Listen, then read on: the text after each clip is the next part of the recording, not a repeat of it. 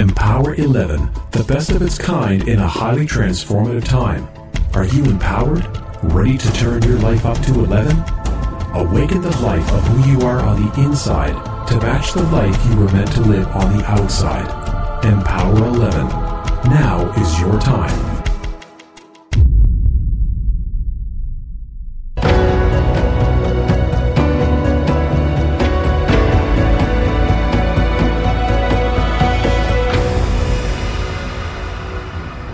Empower 11 Radio.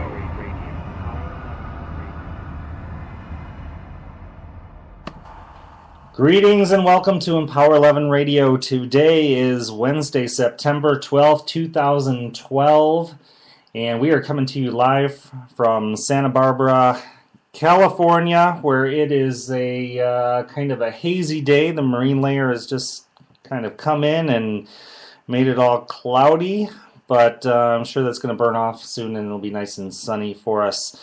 This is a 1-hour live show. And we do this every Wednesday at 11 a.m. Pacific time, Eastern, I guess that's 2 o'clock.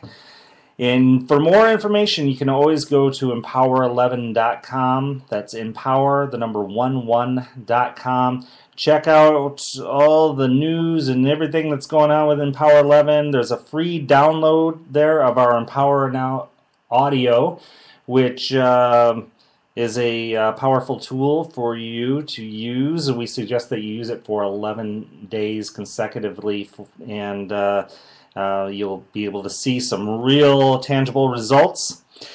Keep that info coming to us. Keep your questions, comments, everything you got coming at us at info@empower11.com. And you can always check us out on Facebook. Facebook.com/Empower11. Be sure to like us, and you can stay tuned with everything going on with Empower 11 there. Also, this radio show that's coming to you here on our platform, which is Spreaker, can be downloaded to your iPhone or Android as an app, and it's free. And be sure and check that out. Also, immediately after our radio show is done, it is podcasted to iTunes, so you can check it out there. And speaking of iTunes, we have an Empower Wealth album that is now ready for your download at iTunes. Just go to iTunes and search Empower Wealth album, and it'll come up. And it's also available for download or physical. You can have it physically sent to you as a CD on Amazon. So I am your host, Jack Voorhees, and I'm sitting next to my beautiful co-host, the talented and the one that turns me on. There is no place I would rather be than with you here today, Ann Ribley. Well, hello there, Jack Voorhees. You are quite charming yourself, let me tell you. I totally love doing this show and being beside you. You are just a warm, attractive giver of great insights. I love your practicality that you help bring all this information to. So it's great to be working with you on this. So today is our 23rd show, Ann.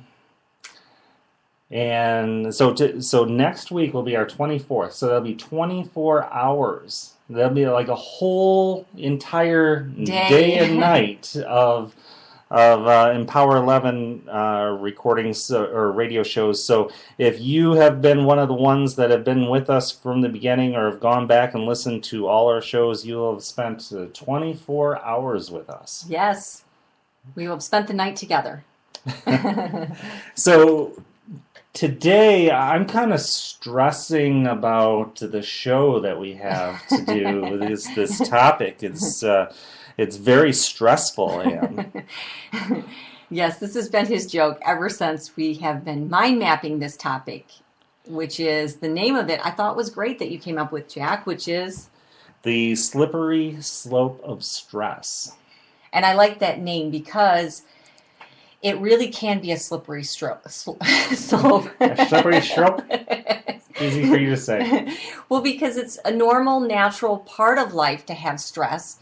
But then when we can start slipping and sliding down a territory or a slope that is really not natural and empowering for us is when we take on stress and we orientate ourselves in ways that are unnatural to be empowered in our lives.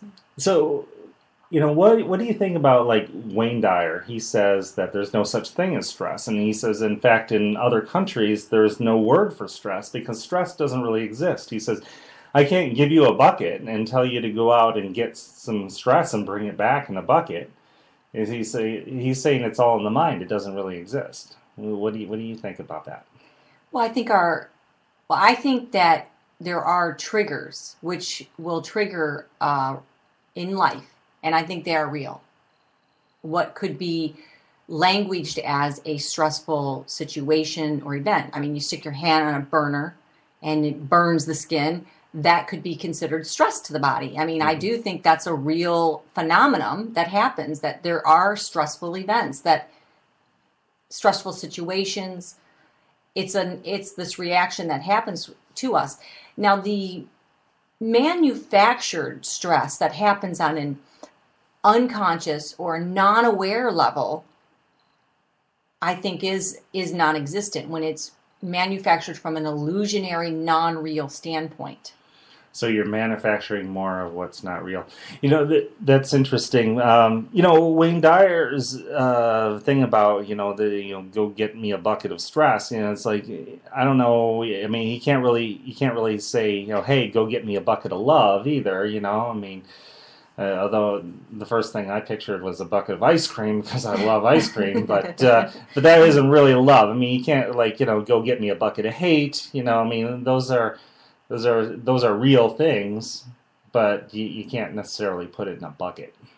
Well, I do think stress can be a physical reaction. I mean, it triggers a physical reaction, just like those emotions of love and hate can trigger physical reactions in our physicality of our world. Oh, absolutely. Something stressful happens and we tighten up and we get tense and then later after we're out of that situation, our body is still tense. It's still tightened up. Those muscles, that's why it's good to go to the chiropractor or massage therapist, and do stretching and yoga and stuff like that. Yeah. So we have a lot of interesting takes on how we can look at stress today in today's time that's practical. Yeah, I mean, when we're looking at stress, I mean, it can be looked at in a few different ways. One is your adaptation to change. When you have to conform or change to some kind of situation, that can be like a form of stress. When the difficulty that's involved in getting from that place where you are to the place where you need to be. I want to talk about today specifically this area of what the Empower 11 stance is, which is, empowering ourselves where we have oneness on the inside and we're rapporting with our world with oneness on the outside, where we're not living a fragmented life. And I believe that stress, because of how we are orientating ourselves to the world, is a big factor in precipitating more of a fragmented life. So I want to talk about how there's ways that we are creating this stress that's not being triggered by an outside event, which there are things that happen that can trigger the adaptation that we need to have. But then there's also that part in us where we're living a fragmented life, and therefore it's triggering more stressful events. Yeah, it's when we're living like in a place that really isn't the truth of us. When we're not in that really good place with who we are and what we're doing and why we're doing it. I mean, that is it's like a lack of integrity to, or honoring yourself, your gift, this life that you were given. And a lot of times I don't even think it's like a conscious choice that people make. I think it's like they just kind of gotten in line and kind of just dealt with what was being given to him at what time, like, oh, hey, yeah, maybe I should be this because my father was this, or, maybe, this opportunity is arriving, or my career counselor says that there's going to be opportunity in this field, so this would be a good field for me to go into, even though it isn't like, in that truthful place of myself, where I really want to go, what I really want to be, how I really want to live. Well, okay, I have two different things I want to say about that, Jack. One, was interesting this past weekend. I went to a WOW conference, and it's Women of Wellness, and there was a woman who was doing free palm readings there. And one of the interesting things that she had said was when she looked at was looking at everybody's hands and giving them their reading, is your hand changes. So what she could analyze on your hand is dynamic, and it's changing according to what's going on in your life. Like, so she showed that I had a split fire heart line, which meant that I had a lot of independence and fire and passion to follow my own way. But then she also showed that I was, taking other people's desires and passions and placing them before my own, but then she showed that the line was correcting. But here's what's interesting. Mm-hmm. Your fingerprint, she said, do not change. And that is your unique passions, your unique life purpose. And she says you come with that, and that's all in your fingerprints, she was saying that. And that's the part that doesn't change. There's a unique life purpose that we should all be following. And that is inherent, like your fingerprints, and it doesn't change. And now the way it shows up, and it can change in our life, is I think people think a lot of times that their career and their talents and their life purpose, they have a hard time, it's all fragmented somehow in them, and they don't feel in wholeness and in oneness with it. Yeah, and it's not only like career. I mean, that was a great example, but I mean, it's love, I agree. You get with somebody who's just more of available or convenience, or, you may think it's love, but just because it's just right there. I mean, some people have arranged marriages, and that, how far out of truth, can that be for them? I mean, that's a fragmented area. I mean, when love, which is huge for life passion. I mean, you got to have love. And what were you saying about a good friend of ours? Getting the right partner? How you can be so much more successful if you just get that part done first. Well, there was years ago. In one of my businesses, when we were opening it, we hung a sign that had all the 10 rules of success. And one of the first rules was marry the right person, because that will determine 98% of your happiness. And that just stuck with me all these years. I kept going back to that.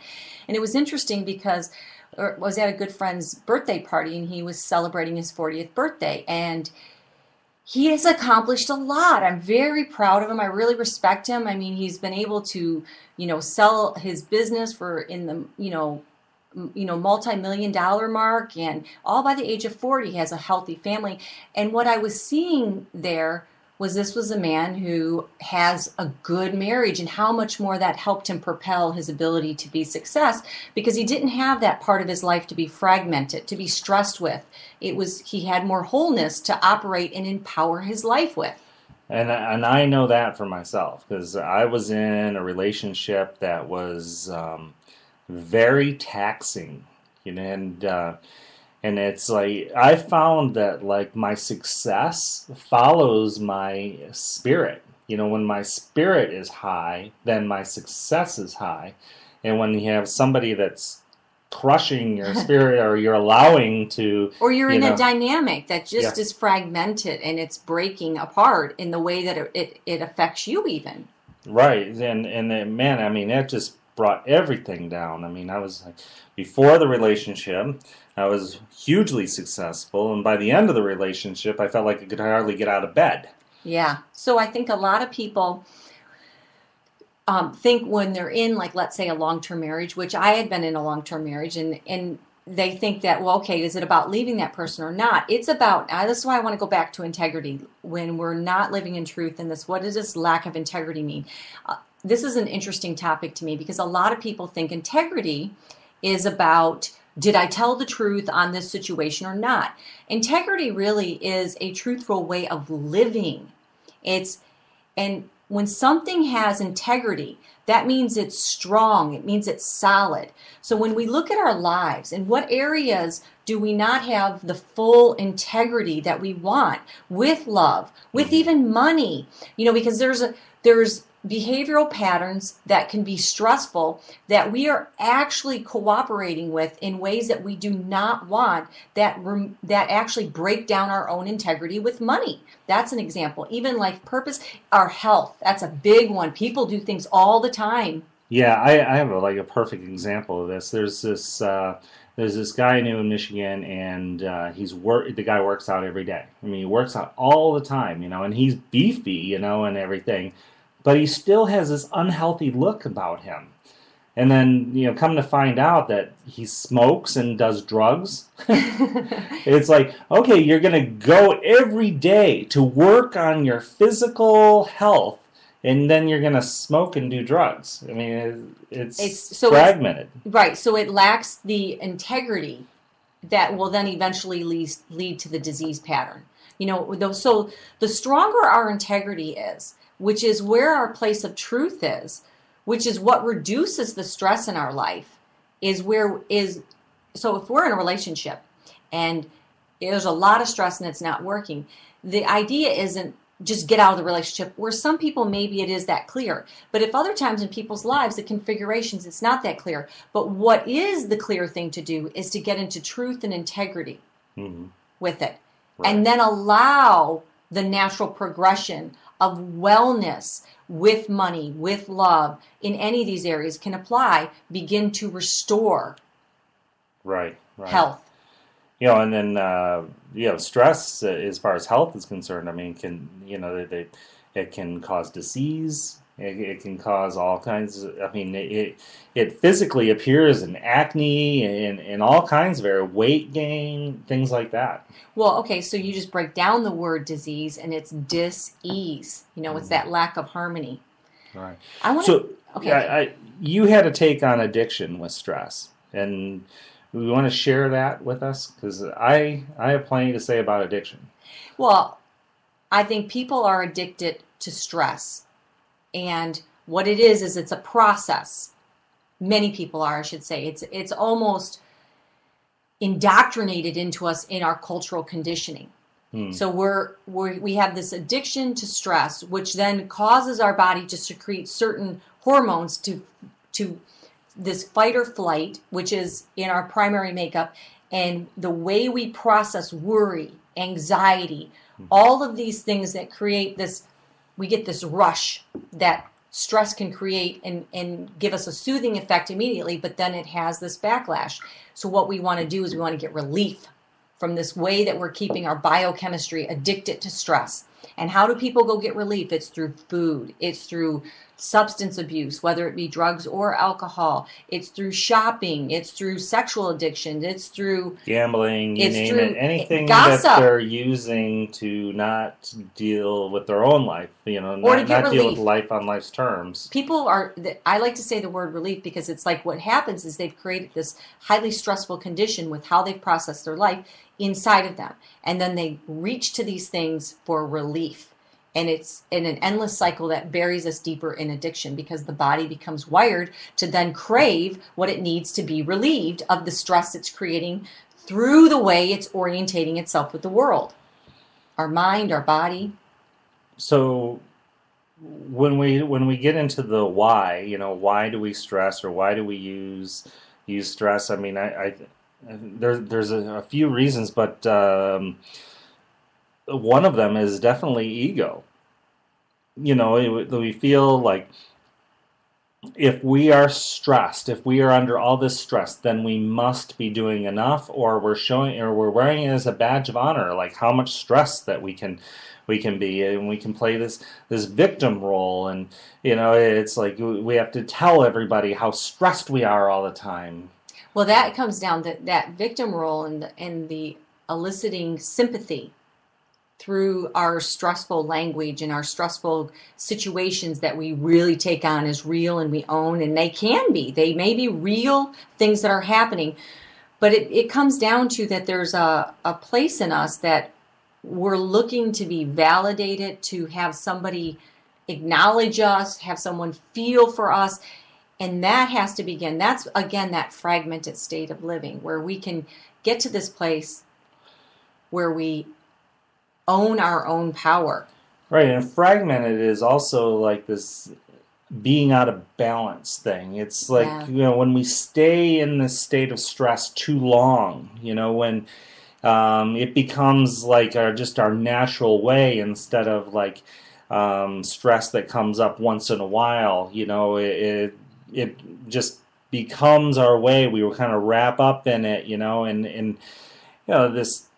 I mean, it's a waste of our energies. I mean, like worry. Much of just worry is so much wasted energy. So we can stress about what we're worrying about, and then most of those things will never even happen. Well, yeah, this was really eye-opening and pivotal for me. Is when I did that Oprah and Eckhart Tolle class, and he was actually sort of like famous in that, when everybody was watching that, because he brought up an interesting point. He's like, okay, he said, if I'm getting in the power of now and I'm not worrying about how I'm going to pay my bills, well, that hasn't worked too well for me, he said, because I have found that when I just kind of was in the now and not worrying about my bills and how I was going to, take care of my life, things just didn't work out well. So when he asked Eckhart Tolle, what's the answer to that? What he said is that stress and worry is not the most effective way to handle, let's say, to pay your bills. So what his answer was, which really put some perspective to this for me, is that he said, if you're going to sit down and figure out how to pay your bills, you designate that time instead of like churning about it all day long and every day and worrying about the future, because that is the waste of our life energy. What's more effective is to be present in our life. And then when it's time to sit down to figure out how we're going to calculate paying our bills or doing whatever or coming up with a plan, we designate that. Then we're honoring our time. And it's like we think that we need this stress, like that there's somehow, like, I think it becomes out of balance for many, that they think I need to be in a place of stress right now when I don't really need to. I don't need to worry about paying my bills all the time. I need to worry about paying my bills some of the time. Yeah. Okay, what I think is really interesting when you say that people think they need that in order for things to be okay. They need that stress. I mean, you see this play out so many times in even relationships, the dynamics in relationships, where somebody has to like make the other partner feel stressed in order for them to get the love back from their partner. It's just a misplacement of energy. Is that we're misplacing our energy in ways that we're creating stress in order to feel our life. Oh, well, I'm really stressed and I'm really working in this relationship. Why aren't you stressed? I'm not even talking like that example. I'm talking about when people actually do, things that are going to elicit stress and reaction in their partner to get them like nervous or even unconsciously. Give me a real life example here. Well, I mean, I see this come up all the time in relationships where people withhold. I guess that would be another way that I could say it, is where you withhold something that would feel good to your partner to give them stress, so then they counter back in order to get whatever you're withholding. I mean, I see this a lot. We get into that transactional relationship stuff. Yeah. We could have a whole show on that. That is just, you see that so often. That the relationship becomes transactional instead of, Oh, God. All right. All right, well, so that's now you see this in life. You see this in the way we even raise some of our children. You know, Mm. you do this, I'm going to then love you and approve of you. And so it becomes this way of transaction that just translates to this way we're interacting as human beings. And then yes, bring that into intimate relationships, and we wonder how the love just gets zapped so out of it because it all becomes this transactional, stressful sort of give and take between each other. Mm. I just feel so bad for people that are in that kind of situation. I'm just stressed thinking about it right now. Like that there's all these people out there in those kind of relationships, and it's amazing how it like stuff just kind of happens. Like Yes. it just kind of seeps in. It is Yes. subtly and slowly, and just kind of takes over, and the next thing you know, you're like, how the hell did this happen? Okay, so let's put stress in its proper place. That's what I feel. Stress is necessary. Stress is part of our survival.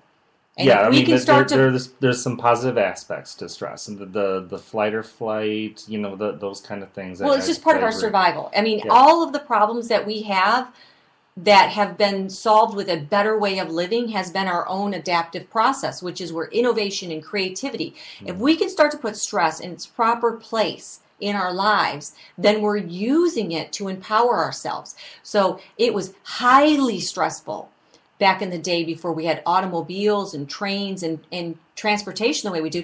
For horse and buggy to get across this country, people died. I mean, people got majorly sick. That was very stressful. So we used the stress of those kind of transportation methods to adapt and create innovation and our creativity to empower our lives to be better, to make transportation. We're living in a time where people are more stressed than ever, yet we've created such conveniences to reduce stress in our life. So the part that we are manufacturing and that we're creating harsh conditions with our human interactions with each other and our life interaction with how we're even giving out our gifts and our talents and the essence of who we are, we've created a lot of self-induced stress.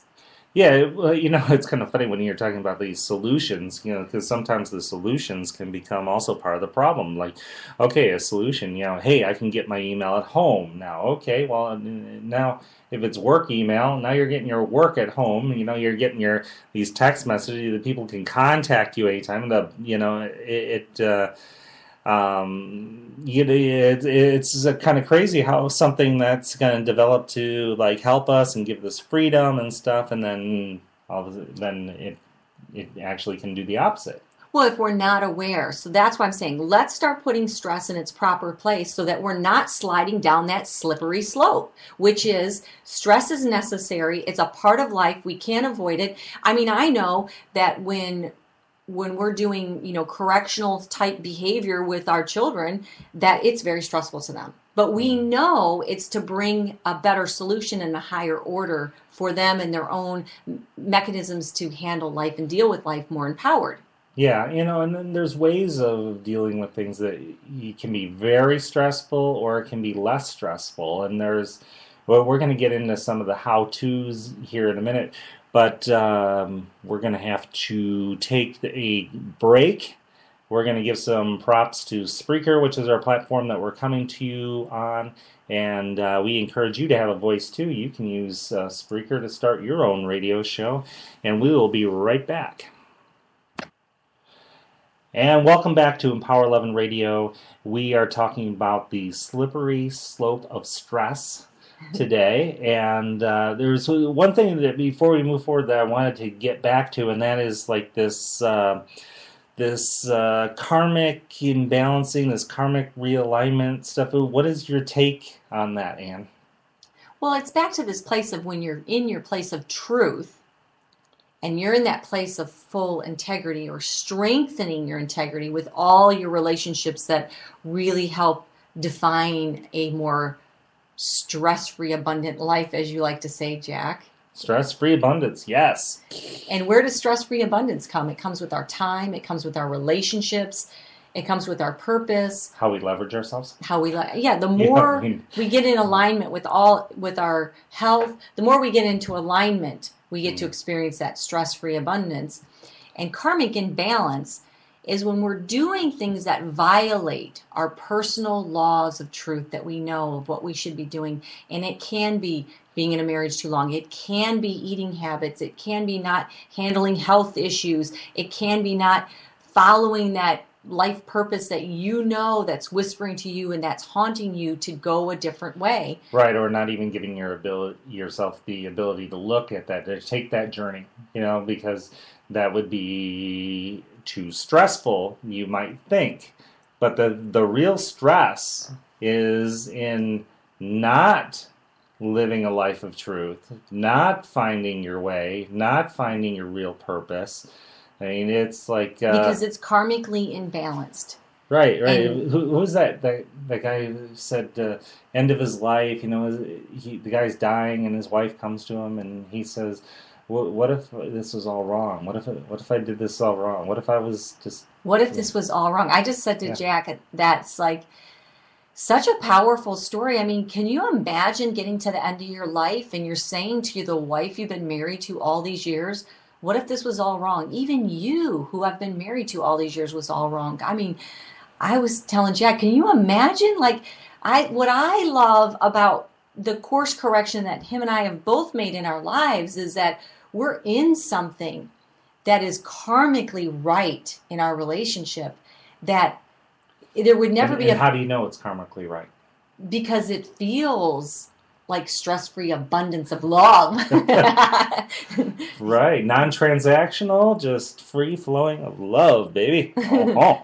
Yeah. So, I mean, to be in this place, to get to the end of your life and say, what if this was all wrong? Like who you were married to, the career path you picked. And none of us are going to, there's all these unknowns to life. And that's of how the details of our own lives are going to work out.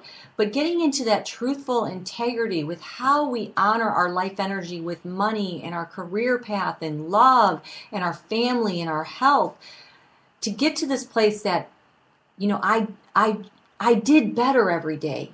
And I know that I was following the thread of my soul out into the universe that was leading me to where I needed to go. That's like that season that we watched with the kids of the movie Touch with Kiefer Sutherland, and how it was saying that there's that thread that thread that connects us all together. And it's like, there is that thread in our lives. Part of this in this how to live a life with less stress is to remember to enjoy the journey. I mean, every day is a gift. No matter if we're like at this ideal place of where we want to be or whatever. I mean, just waking up and having gratitude for everything around. Like when I walk up to the pool to swim my laps in the morning, I look around and I look at the trees and I look at the sky. I kind of call it my gratitude walk when I'm walking up there, and I'm like getting real present with what's around me. And then you start to notice things that when you're zipping through life too fast, you don't really get a chance to, like the smells and the sounds of the birds and the little animals running around, squirrels and stuff, and just the how blue the sky is and all the beauty that is around. I mean, the deal is life is going to have these ups and these downs, and there's all this stuff that's constantly moving and fluxing and stuff. And when you can get in a place where you can just get in this place of great acceptance, and you're just going to decide that you're going to love your life no matter what happens. And somebody's going to be born today. Somebody's going to die today. Somebody's going to have some great gift of abundance, and some other person's going to have a car accident. I mean, that's just life. It's not picking on you. It's the way that it is. And when you can get in this ease and flow with it, then you can get into this place where you can not to be so emotionally connected with like problems or things, because or you can, maybe it's not even less emotionally connected, it's proper perspective what they really are. Yeah, I love what you started out with your very first opening that you said about this. It's remembering the journey and the gratitude of it. And it reminds me of this story that I was invited to this round table writers group by Stephen Simon. He is one of the producers for that famous movie, that Somewhere in Time, that was done on Mackinac Island, and What Dreams May Come. He also did that one too, and he was responsible for a lot of different, even Smokey and the Bandit, bringing that to the studios and stuff. Well, anyway. What a great accomplishment. Yes, but Somewhere in Time is one of the famous ones that a lot of people know that he's very proud of. But Stephen Simon was leading this. So we're sitting at this round table, and it was like this invite only. And before he started, it was so interesting, and it stuck with me, and it had this profound effect.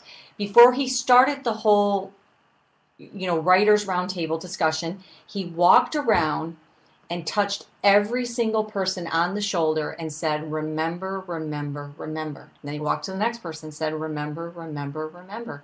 So there is this place in us that we can pause and we can remember to tap into this place that is where the real stress-free abundance of the God force, the life force, the universal loving presence of life that has the knowing that we can find that thread and begin to lead our way or continue to follow that way in our lives. And speaking of remember that you'll be dead soon. This life is really, it's pretty short. You're here for a short time, and so enjoy as much of it as you can get. Yeah, and that's right. You wrote that down, remember? And I said, you're going to put that in your life. Yeah, because people need to remember that. Well, yeah, that's what Steve Jobs said in his Stanford speech, and yeah, he died kind of early, but, he died full. Yeah. Full of a life that was... he changed the world. He literally changed the world, and he was, the thing is about people can go all in on life, and lose, over and over again and still keep going. It's like, it doesn't mean that, life gets taken from them. They still get to go on. You look at these, like overnight sensations, which were never an overnight sensation. They had these series of, huge, I don't know, you might list them as failures, but really there isn't really a failure. It's the journey, of what it takes to get there. It's like, yeah, I'm 50 years old, overnight sensation, Yeah. So the idea that the power of pause, the idea of taking that break so that we know we're creating and remembering the real intention we want to be living is one of the most powerful things we can do. And that's where meditation is becoming more mainstream conversation. But my question to you, even the listener right now, is how often are you meditating? How often are you giving yourself the power of that pause? Mm-hmm. That power of that stillness, so that you are being able to direct your life and tap into more of that stress-free abundance that is not where life is happening and we're just sliding down the slippery slope of stress. Yeah, many will think that, the faster I go, the faster I'll get to the place where I need to be. But the thing is, the faster you go, the more likely you are to crash.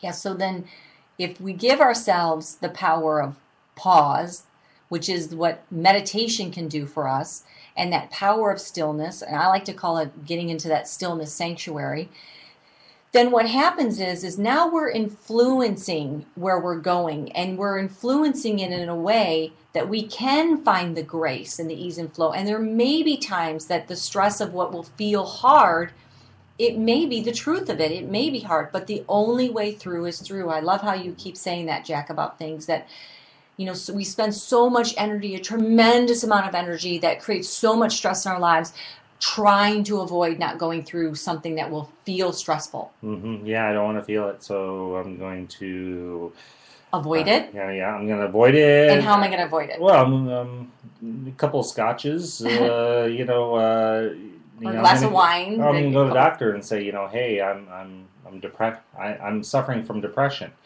And then what do older people say? Well, and most of them are gone now, but my grandfather would say things like, "I lived through depression." What do you mean depression? Yeah, because it's like our life is easier today. It's so easy that we can even go down and now take something to even deal with that. I mean, our lives have gotten easier, and we need to be using this to empower ourselves, to create that oneness, to be influencing the field of possibility that's around us. I find that a lot of people, how they're creating more stress is also the way to how to create less stress for us, or how to stop sliding down the slippery slope. And how does that work? Well, that's like looking at the message we carry with us.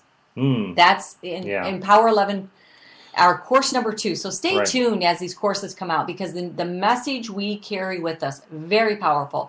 It is the language that we're using to interact with the world, and it's being encoded down to a cellular level. Our body is responding. Our body is eavesdropping. Our life is eavesdropping in on all the words and energy that we're pouring forth with our language.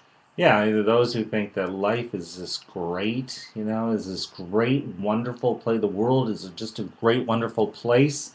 They live in that place. And those who say, the world is horrible and this is happening, and did you see the news? And oh my God, I'm gonna get the mad cow disease and the bird flu and get attacked by killer bees. I just know it.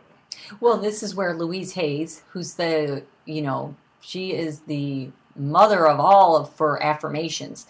She always says, leave me with someone for 10 minutes and I'll be able to tell you exactly where they're at in their life, because she can hear it through their language, is exactly where they're at.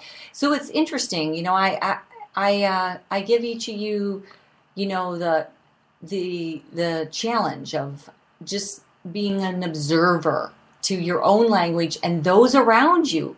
Now, don't try to correct other people and what you're hearing them, because you can hear them and it can actually illuminate and mirror back to you how to become sharper in your own life. So this is not about going out and trying to listen to other people and tell them how their speaking is not working for them. It's about learning how to speak better for yourself, because your whole world is eavesdropping. And that's the karmic balance that we can start to get into our own personal law of good karma. Yeah, it was when I was in the Dominican Republic, and this guy was always there was this guy there, and he was saying, "I always break my back for these people. I bust my back for these people." And then come to find out that he's had all these back problems and back operations. Because he actually did really break his back. And then Jack said to him, "Be careful with the message that you carry with you." But he couldn't get it at that time, and it's where he was living, but. The message, the power of that is when we can learn to infuse. Language is our communication with the world around us and the ones we love.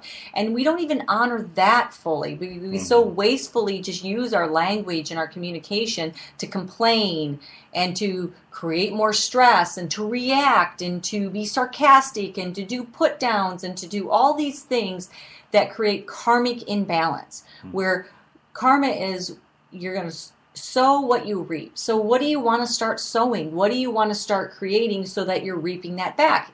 If you want more stress, continue speaking stressfully. If you want more stress-free abundance, which is living in this place where you're putting stress now in its proper place, that it's only there to give you a gift. And to grab that gift, find that solution, be innovative, be creative about it, and keep expanding and evolving your world into more of the truest karmic path that's meant for you, where you're in full integrity and you're not lacking. So I would like to call on the listeners to look at and listen to the things that are coming out of your mouth and the thoughts that you are thinking. How many of those are empowering? How many of those are actually truthful? A lot of times, these things that go through your mind or words that you say are are not even in a place of truth.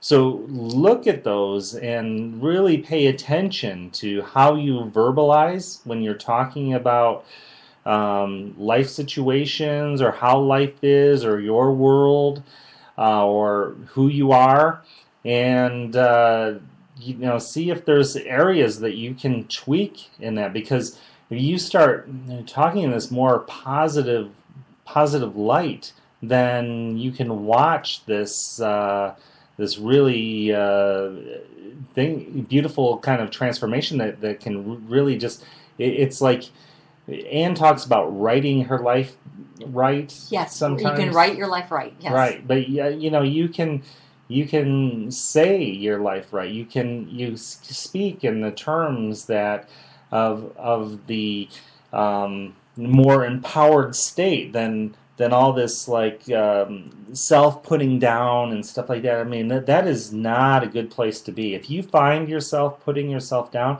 then you need to look and have a discussion with yourself and say, hey, self, I need you to be a better friend to me. Well, that's where the power of pause and meditation come in, because what happens is people attach so much to their thoughts, and they think that is real to them. Mm-hmm. And when you can put meditation and stillness into it, what then happens is, as you begin to put even space and pause between the you that's the real essence of you and the chatter of the mind. And the mind is still just a tool. It's not the real you. Mm-hmm. The real you is the witness, the observer behind the thoughts. Yeah, and I know people that have been, they said part of their success in business, why they're so successful in their business, is lots of vacations, that they've taken lots of vacations. I think that's, because it gives them a chance to pause, reflect, perspective, like you said earlier. Yeah, proper slow perspective. down, take a few steps back, look at what they're doing, why they're doing it. Does this make sense? Now, another thing in this power of pause is, and we had a whole show on it last week, which was pretty well received. It was sleep, take a nap. Right. Just proper rest is really important for stress, to help the body and everything. But these little power naps, I mean, there's a lot. And if you haven't listened to last week's show, then Sleep Your Way to the Top was the name of the show. Yeah, I mean, it was there was some really, really good stuff there. Yeah, and we got a lot of positive feedback on it. Yeah, what kind of feedback? Give us well, some people, we got some messages saying this was the best show yet, and some people saying, gosh, I realized a lot of my language. That came up too, that people were saying to us that they realized some of their language of what was creating more of a tired state in their life. And mm-hmm. Yeah, we got and their children. Yeah, and we got some people who really realized some things about how to better handle things with their children. And then the other thing is also some people felt like they're right on the right track with their kids. Because again, talk about how to pause. We see this with kids. I mean, what a nap does for a toddler. They wake up as like a new person. What a new day does with sleep mm-hmm. With children. We say, wow. Cody's one, but our youngest, I mean, he does not get a good night's sleep. I mean, he's a little tyrant. Yes. All pay in his vicinity. Well, that's the same thing that we have in our lives. It's just that we have been able to create the ability to handle it in a much more sophisticated way, but it's still, we're dulled to the essence of knowing the truth of how much sleep do we really need and being aware of it. And the more we wake up and become empowered and not live a fragmented life in that empowered 11 state where it's oneness on the inside and out with the world, then we know how to do these things for ourselves. Yeah, and that sleep, I mean, I didn't get a great night's sleep last night.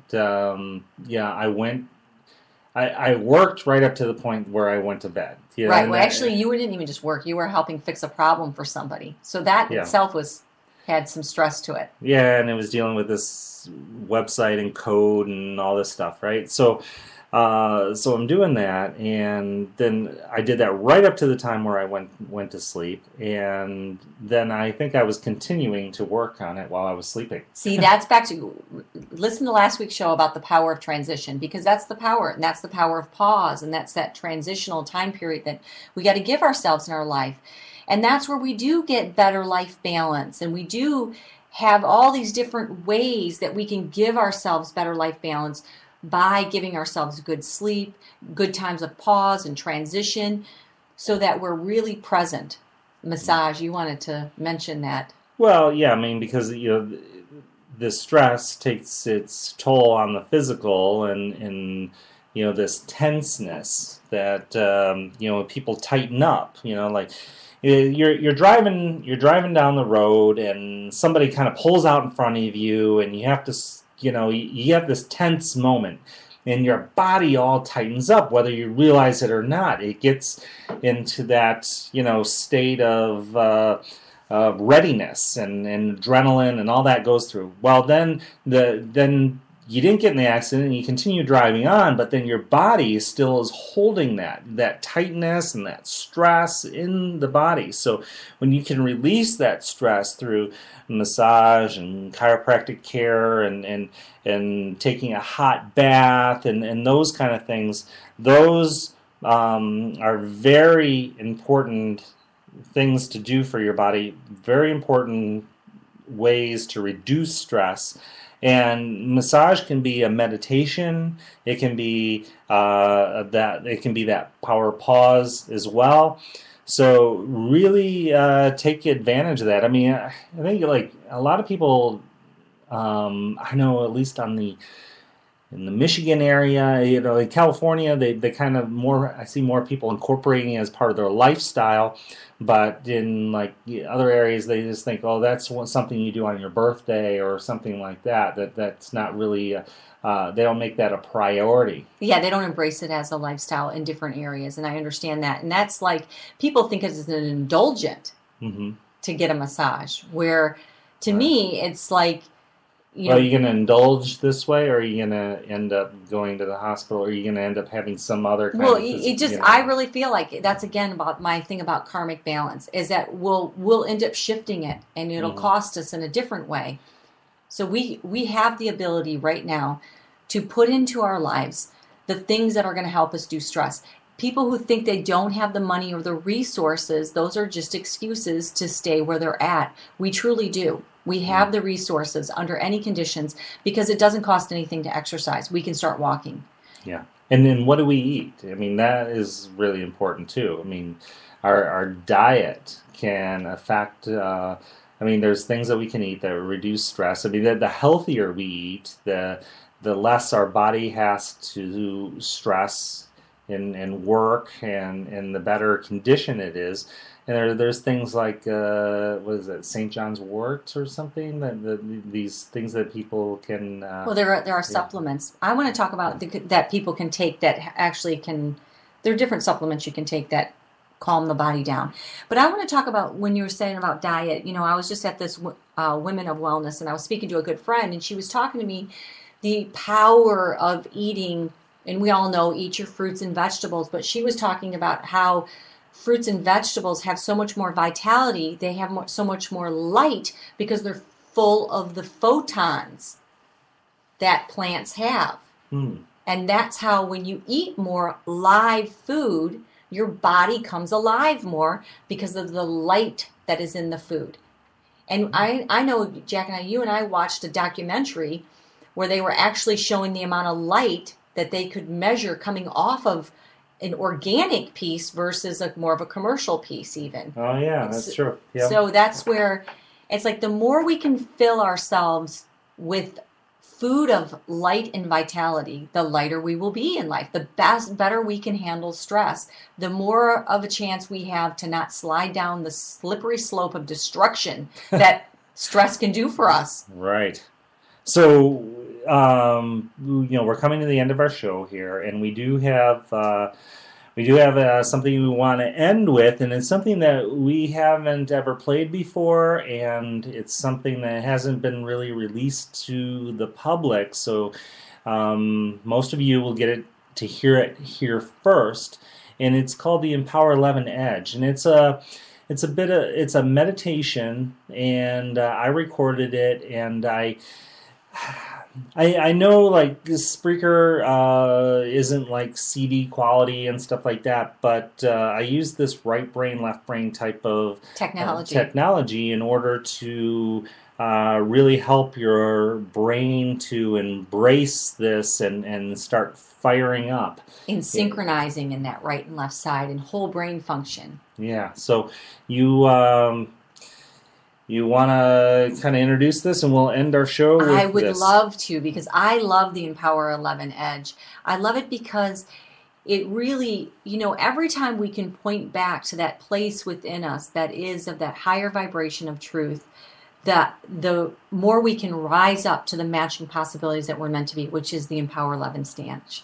It stands for it's oneness on the inside and that matching possibility to rise up on the outside in our world. And I really believe this Empower 11 Edge can help set the tone for that and increase the amplitude inside of us for it. So I invite you, wherever you're at, whether you are listening to this, going about your business in your home, whether you're at work, whether you're driving in your car, allow this to breathe in and the life force to just start expanding, and let this light infuse in from the bottom of your feet to the top of your head, this Empowered 11 Edge. And we'll see you on the radio next week.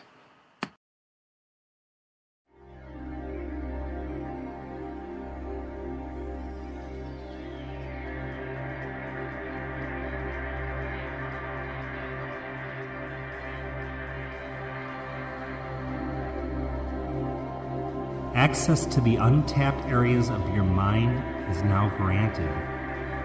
Enter the boundless capacity of your internal genius. Awaken to razor-sharp focused clarity. Trillions of tiny pulses ripple like lightning storms, every link firing in perfect synchronicity. Total cooperation on every level allow easy access of this remarkable edge. Your bright, brilliant brain triggers receptors, causing a positive chemical release. This edge affects the whole of who you are, body, mind, and spirit. Your body becomes in tune with your mind as you breathe easier. Your brain starts pouring out what you need when you need it. Everything is now organized and easily accessible. Your memory function increases exponentially. All your experiences and recorded memories work to advantage you. Your appetite grows as access to this wisdom magnifies. You are tapping into resources that enrich your intellect. Learning becomes effortless and more exciting. What used to take days can now easily be done in hours or minutes. Your creativity becomes masterful. This creativity starts to access and energize a surge of motivation. You are forming ideas that align exactly with your intentions. You know what to do and how to do it. You're in a zone, your sweet spot. It is beyond intelligence. Your genius becomes supercharged. Accept the awakening with zero resistance. Openly embrace the magnitude of this power. Your trust is growing as your intuition is working perfectly. You discover deductive powers that are illuminating. As you use your newfound gifts, make no apologies or concessions. Share who you are and continue moving forward. Welcome to this new place. It is here for you, always available. Access to the untapped areas of your mind is now granted. You have the Empower 11 edge. Every time you listen to this recording, the beneficial capacity of your mind gets stronger. You have the Empower 11 edge. Every time you listen to this recording, your mind becomes more resourceful. You have the Empower 11 edge.